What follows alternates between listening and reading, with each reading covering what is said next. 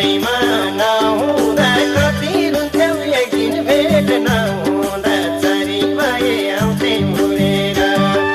चरी भए आउँथे उडेर